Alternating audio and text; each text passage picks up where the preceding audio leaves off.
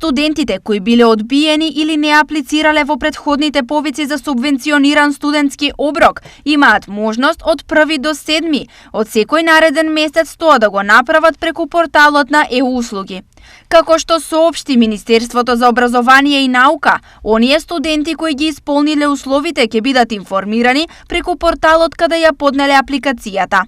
Потребно е да се регистрираат на активната онлайн платформа на Шпаркасе банка со која Министерството за образование и наука склучи нефинансиски договор за реализација на мерката и да ги ажурираат своите податоци, на пошто ќе добијат информации преку СМС за точното време и место за подпишување на договор за отворање на посебна сметка и за подигнување на наменската студентска виза картичка за субвенциониран оброк. Велат од МОН.